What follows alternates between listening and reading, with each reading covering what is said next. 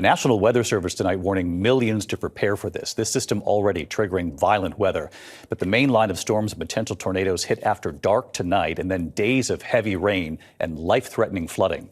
Chief Meteorologist Ginger Z, she's live in the storm zone with the forecast in a moment. But ABC's Victor Akendo here with the images already. He's in Paducah, Kentucky tonight. Tonight, a dangerous and potentially deadly multi-day severe weather outbreak is underway. Families in the heartland bracing for dangerous tornadoes and flooding so extreme, the National Weather Service is calling it a once-in-a-generation weather event. Please take shelter. This massive funnel spotted south of St. Louis near Potosi, Missouri this afternoon. This doorbell camera catching a pre-dawn transformer explosion as tornado-warned storms moved into Owasso, Oklahoma, just outside Tulsa. Torrents of rain inundating drivers. This neighborhood hit hard. Trees, fences, and multiple homes heavily damaged.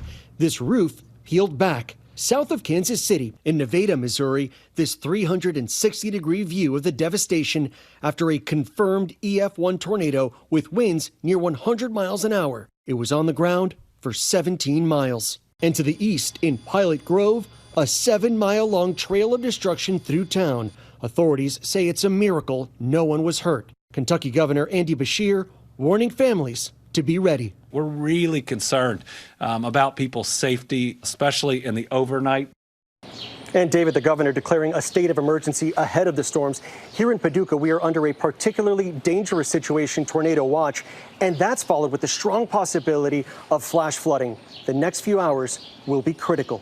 David? Yeah, millions on the watch tonight. Victor, thank you. Let's get right to Chief Meteorologist Ginger Z. She's live in Memphis tonight, where they're under a tornado watch and a flood watch. And Ginger, as Victor just pointed out, this is widespread, multiple states. So take us through it. What are you most concerned about tonight?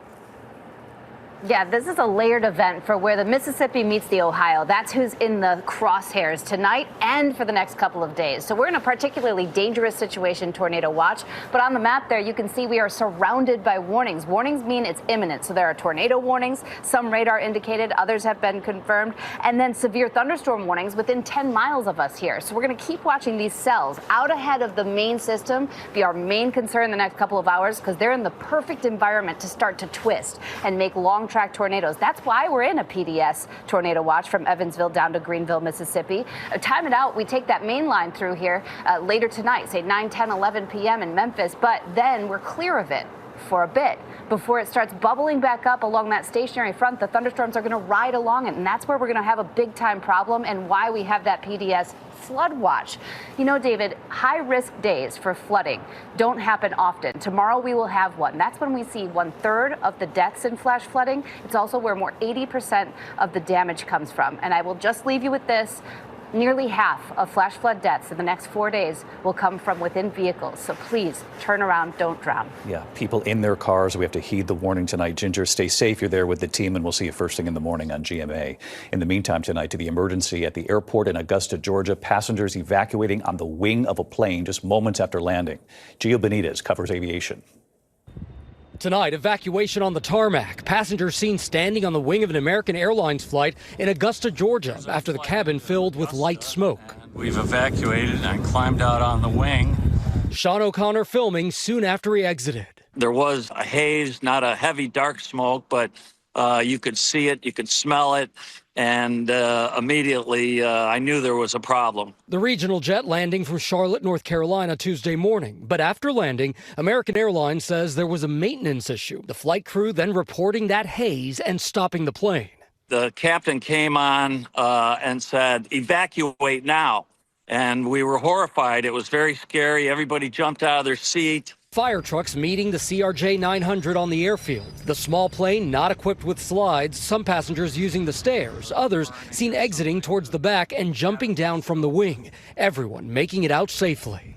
And David, American Airlines saying tonight that safety is a top priority and apologizing for the inconvenience. The FAA is now investigating. David. Gio Benitez with us tonight. Gio, thank you. Next here tonight, how much longer will Elon Musk have his role alongside President Trump? What sources are telling ABC News tonight, and it comes after 2 election wins in Florida last night, but a major loss in Wisconsin, where Elon Musk spent millions of his own money. Here's our chief White House correspondent, Mary Bruce.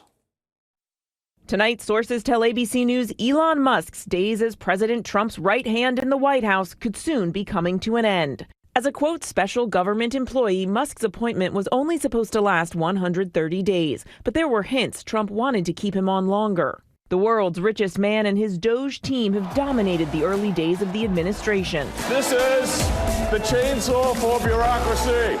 But Musk's chainsaw approach to slashing jobs and government programs sparking anger at town meetings. Elon was going to be the main topic tonight, and he's going to continue to be the main topic tonight because we are all freaking pissed off about this. You're going to hear it and feel it. And causing frustration among cabinet secretaries. Everybody. Overnight, voters in Wisconsin delivered Musk a firm rebuke, rejecting his choice for a state Supreme Court seat after the billionaire campaigned aggressively in the state and poured millions into the race. And now the president himself has been indicating Musk's time may be up. I think he's amazing, but I also think he's got a big company to run. And so at some point he's going to be going back. He wants to. Now, Musk's term would come to an end around the end of May. And despite those earlier suggestions that the president might want to keep him on longer, the White House tonight insists the president still supports Musk and the work he's doing. David. Mary Bruce, who was on the air with us this afternoon as well. Mary, thank you. When we come back tonight, the tragedy for a family on spring break, a 7-year-old girl killed by a falling boulder. Also tonight, remembering Val Kilmer, the actor, and where that nickname came from in Top Gun. And look at the deadly scene tonight, the suspect opening fire inside a Walgreens, and authorities this evening now revealing the possible motive in a moment here. Tonight, the deadly pharmacy shooting, the suspect now charged with murder, pleading not guilty. It happened in Madera, California. Prosecutors say Narciso Fernandez opened fire inside a Walgreens, killing an employee. Prosecutors believe he had a grudge against large pharmacies, driving more than 80 miles to get to that store. Tonight, a family tragedy at a ski resort in Lake Tahoe, Nevada.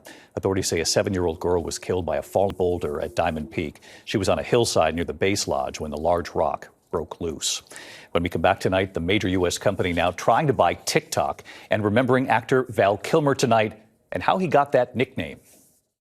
To the Index, the New York Times tonight reporting Amazon has now placed a bid to buy TikTok, the popular app in danger of being banned across the U.S. if its Chinese owner ByteDance doesn't sell to a buyer approved by the U.S. government. Stay tuned. When we come back tonight, from Top Gun to Batman Forever to an unforgettable Doc Holliday, Val Kilmer tonight in his own words. Finally tonight here, remembering actor Val Kilmer, his work, his personal battle, his humanity. Congratulations on Top Gun. Val Kilmer was one of Hollywood's most magnetic stars in the 1980s and 90s. Iceman and Top Gun. You guys really are cowboys. What's your problem, Kazansky? A leading man who could play a wide range of roles. You're everyone's problem. That's because every time you go up in the air, you're unsafe. His big break came in 1984 with the comedy Top Secret. My name's Nick. Nick? What does that mean? Nothing. My dad thought of it while I was shaving. 2 years later, playing opposite Tom Cruise in Top Gun. You can be my wingman anytime. There was a line in the movie that revealed the reason behind his nickname, Iceman. It's the way he flies, ice cold, no mistakes. He'd go on to play rock star Jim Morrison in the biopic The Doors in 1991. Come on, baby, light my fire. No, but I like it. Light my fire. Doc Holliday in Tombstone. We started a game we never got to finish. Batman Forever in 1995. A man's got to go his own way. My name is August Christopher. And a dozen different characters as a master of disguise in The Saint. What are you staring at? He would marry his co-star, actress Joanne Whalley, on the set of Willow. In 2014, he was diagnosed with throat cancer. He would continue to act, including reprising his fighter pilot role in Top Gun Maverick. One last thing. Who's the better pilot? You or me? This is a nice moment. Let's not ruin it. Val Kilmer died overnight at the age of 65, surrounded by family and friends. In a 2021 documentary, his son Jack narrating for his father, who had lost his voice to cancer. In order to find each character, I've had to put a little bit of me in them and find a little bit of them in me. I have behaved poorly. I have behaved bravely. And I have no regrets because I've lost and found parts of myself that I never knew existed. And I am blessed. What a body of work, and so brave in the end. I'll see you tomorrow. Good night. Thank you for making World News Tonight with David Muir America's most watched newscast.